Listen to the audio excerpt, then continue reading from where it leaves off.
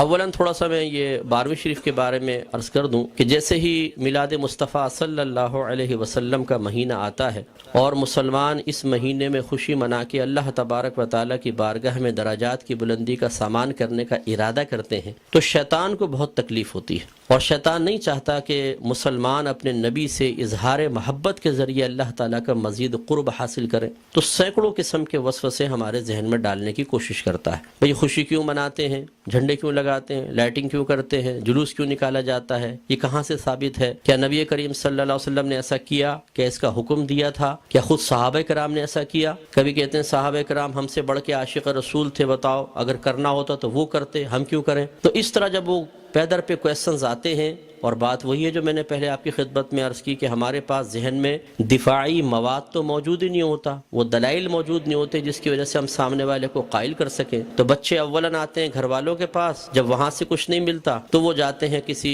مسجد وغیرہ میں، بعض اوقات وہاں پہ بھی لفٹ نہیں کرائی جاتی۔ تو پھر آج کل علم حاصل کرنے کا سب سے پاورفل ذریعہ ہے سوشل میڈیا، پھر جا کے بیٹھ جاتے ہیں سوشل میڈیا پہ، اور وہاں پہ ہر طرح کا جاہل ترین آدمی بیٹھا ہوا ہے جس کو دین کی الف بے بھی نہیں آتی، اور معذرت کے ساتھ میں لفظ کہوں گا اس کو استنجا کرنا آتا نہیں ہے، اور وہ وہاں بیٹھا ہوا قرآن حدیث کے دلائل دے رہا ہے، اور پھر وہ الٹے سیدھے دلائل پڑھنے کے بعد تو اور انسان کا ذہن گڑبڑ ہو جاتا ہے۔ تو کچھ باتیں بس میں اس کے بارے میں عرض کر کے پھر اپنے بیان کی طرف آؤں گا۔ دیکھیں، میلاد مصطفیٰ صلی اللہ علیہ وسلم کی لغوی بحث کو چھوڑ کر ہم اس لفظ کو بولتے ہیں چند افعال و اعمال کے مجموعے پر کہ یہ میلاد مصطفیٰ منا رہے ہیں۔ مثلا اس میں کھانا کھلانا، سرکار کے فضائل بیان کرنا، نعت خوانی کی محافل ہیں، جھنڈے لگانا، لائٹنگ کرنا، جلوس نکالنا، ان تمام چیزوں کے مجموعے کا نام رکھ دیا جاتا ہے میلاد مصطفیٰ، کہ یہ میلاد مصطفیٰ منا رہے ہیں۔ اور اگر دیکھا جائے تو اصل میں سرکار کی ولادت پاک کی خوشی ہم منا رہے ہوتے ہیں، اس کے لیے طریقہ اختیار کرتے ہیں، تو ان تمام کو کہہ دیتے ہیں جی میلاد کی محفل ہو رہی ہے، میلاد مصطفیٰ منا رہے ہیں۔ تو پہلی بات تو یہ کہ خوشی منانا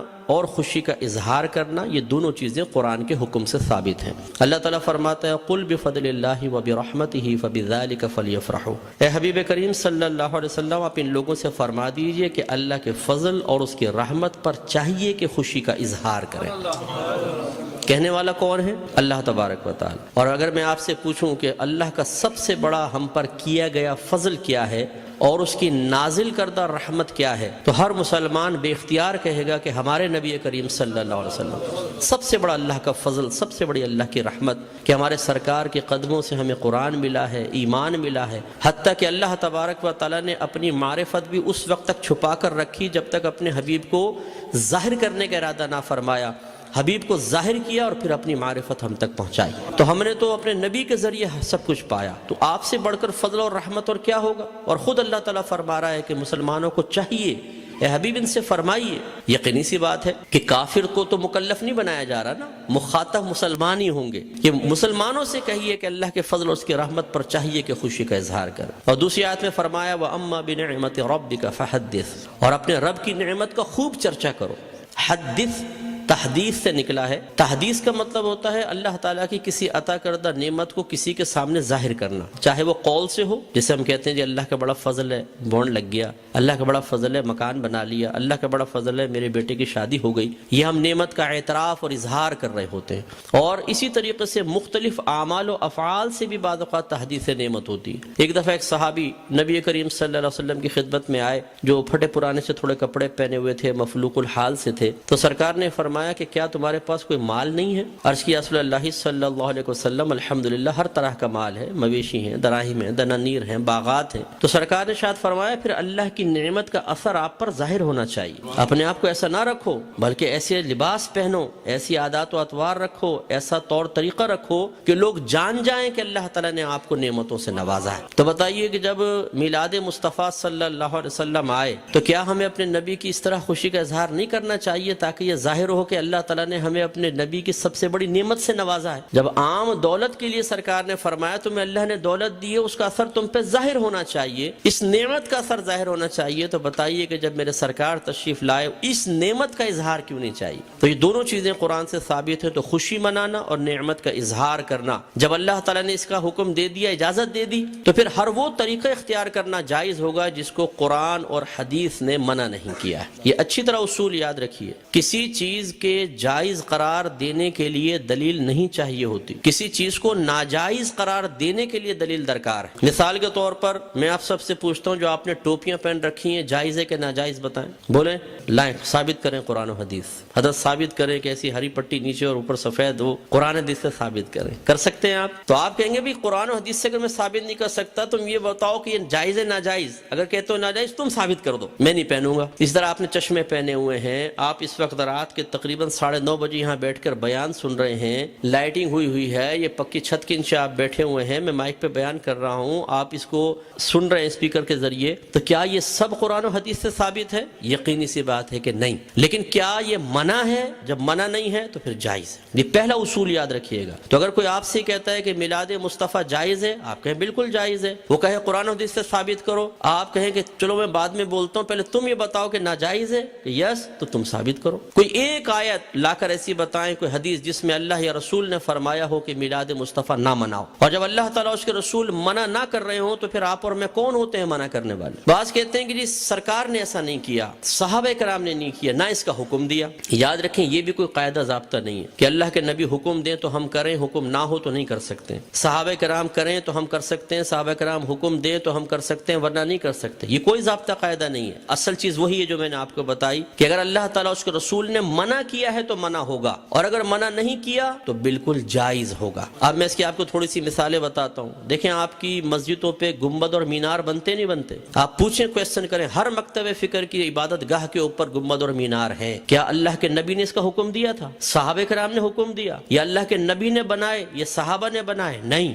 یہ بہت بعد کی ایجادات اور ہر مسجد کے اوپر ہیں۔ یہ کیسے بدعت اور ناجائز کیوں نہیں ہو جاتے؟ قرآن پاک پہ زبر زیر پیش سرکار کے دور میں نہیں تھا، نہ صحابہ کے دور میں، بہت بعد میں لگے ہیں۔ 6 کلمے سرکار کے دور میں باقاعدہ اس طرح مرتب شدہ نہیں تھے، یہ بعد میں ہے۔ ایمان مفصل، ایمان مجمل پہلے نہیں تھی، یہ بعد میں ہے۔ اور اگر سرکار کے ہی دور کو لے لیں، سرکار نے قرآن کو مجتمع نہیں کیا تھا، صدیق اکبر کے دور میں ہوا ہے۔ سرکار کے دور میں، صدیق اکبر کے دور میں تراویح 20 رکعت ایک امام کے پیچھے نہیں ہوتی تھی، عمر فاروق رضی اللہ تعالیٰ عنہ نے کی ہے۔ اور ان پہلے 3 ادوار میں جمعے کی صرف ایک اذان ہوتی تھی جو اذان ثانی کہلاتی ہے۔ پہلی اذان حضرت عثمان غنی رضی اللہ تعالیٰ عنہ نے ایجاد فرمائی ہے۔ یہ ایک بازار تھا، وہاں پر ایک مقام زورہ تھا۔ جب مدینے میں وسعت پیدا ہوئی، اذان ہوتی تھی، دور تک آواز نہ پہنچ پاتی تھی، لوگوں تک اعلان نہ پہنچ پاتا تو آنے میں دیر ہو جاتی تھی، تو پھر آپ نے فرمایا کہ ہم ایک اذان اور شروع کریں گے جو اصل اذان سے، جو دوسری اذان ہے اس سے آدھے پونے گھنٹے پہلے بازار کے پاس ہوگی، تاکہ لوگ ہوشیار ہو جائیں اور جمعے کی تیاری کر سکیں۔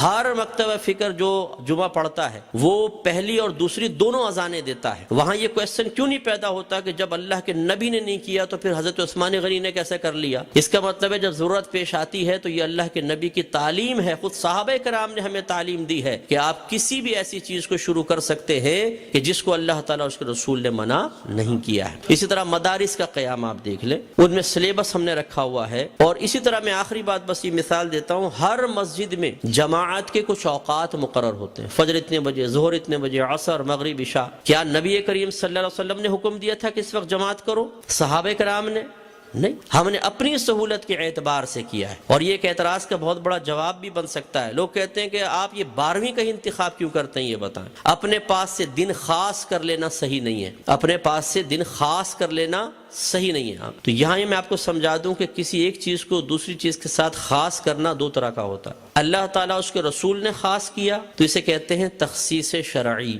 یعنی خاص کرنا شریعت کی طرف سے۔ اور اگر اللہ تعالیٰ اس کے رسول نے نہیں کیا، آپ اور میں کر لیں، جیسے ہم بچے کی سالگرہ کے لیے ڈیٹ کرتے ہیں، فکس کرتے ہیں، اس طرح بچی کی شادی کے لیے ڈیٹ ہم آپس میں مشورہ کر کے فکس کرتے ہیں، کوئی تقریب کرنی ہوتی ہے اس کے لیے، اسی طرح دارالعلوموں کے اندر سال شروع کرنا آخر کے لیے، اسی طریقے سے مسجدوں میں جماعت کے اوقات۔ یہ جو ہم اپنے پاس سے ایک چیز کو دوسری کے ساتھ خاص کرتے ہیں، اس کو کہتے ہیں تخصیص عرفی۔ تو تخصیص عرفی کو تخصیص شرعی بنانا غلط ہے کہ مثال کے طور پہ اگر ہم 12ویں کو 12ویں تاریخ میں کر رہے ہیں تو ہم کہیں کہ اسی تاریخ میں ہوگی، اس کے علاوہ نہیں ہوگی، یہ غلط ضرور ہوگا۔ لیکن ایک چیز کو دوسری چیز کے ساتھ خاص کر دینا اگر لازم اور ضروری سمجھ کر نہ ہو اور پھر بھی ناجائز ہو تو جتنی میں نے آپ کو مثالیں دی ہیں، بتائیے پھر بیٹی کی شادی فکس کرنا بھی ناجائز ہونا چاہیے؟ یہ کوئی دنیاوی معاملہ نہیں ہے، نکاح تو سنت ہے، سرکار نے فرمایا نکاح من سنتی فمن راغب عن سنتی فلیس منی، نکاح میری سنت سے ہے، جو میری سنت سے بے رغبت ہوا وہ مجھ سے نہیں۔ تو اب جب بچی کی شادی کی باری آئے اور دولہا والے پوچھے جی کون سی تاریخ رکھنی ہے، تو کہ خبردار تاریخ فکس کرنا منع ہے۔ تو شادی ہوگی کب؟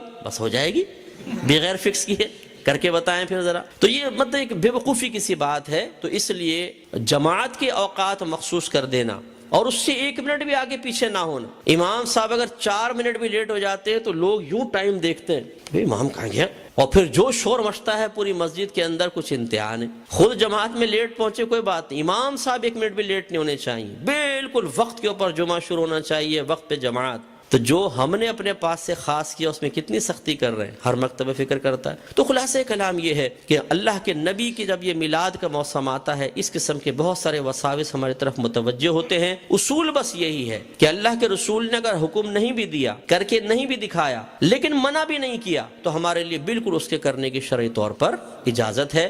اگر حکم کا انتظار کریں تو پھر ہر چیز کے اندر غلام کو حکم کا انتظار کرنا چاہیے، اور جب آپ حکم ڈھونڈنے کی کوشش کریں گے تو کاروبار زندگی رک جائیں گے۔ ہزارہ چیزیں ایسی ہیں جن میں سرکار کے احکام موجود نہیں ہیں۔ تو بس اصول شرعی ہوتا ہے کہ جہاں سرکار کا حکم موجود نہ ہو، خاموشی اختیار فرمائی ہو، منع نہ کیا ہو، یہ اس کے جائز ہونے کی دلیل ہوتا ہے۔ تو میلاد مصطفیٰ منائیے، الحمدللہ جنہوں نے یہ کیا ہے انہوں نے فیض پایا ہے۔ ابو لہب جیسا شخص آپ جانتے ہیں کافر تھا، سرکار کا چچا تھا، کافر شخص تھا اور بدترین کافر، دشمن اسلام، لیکن جب اس کی لونڈی ثویبہ نے آ کے خوشخبری دی کہ مبارک ابو لہب تیرے ہاں بھتیجا پیدا ہوا ہے، اس نے ہمارے نبی کی خوشی میں آزاد نہیں کیا تھا، اپنے بھتیجے کی خوشی میں کیا تھا، لیکن وہ بھتیجا تھا تو اللہ کا نبی۔ تو اللہ تبارک و تعالی نے اس کو اس برکت سے نوازا کہ جب اس کا انتقال ہوا اور یہ جہنم میں گیا ہے، اس کے خاندان والوں میں سے کسی نے اس کو خواب میں دیکھا تو پوچھا کہ ما فعل اللہ بکا، اللہ تبارک و تعالی نے تیرے ساتھ کیا معاملہ کیا؟ تو اس نے جواب دیا کہ بہت سخت عذاب میں ہوں، لیکن جب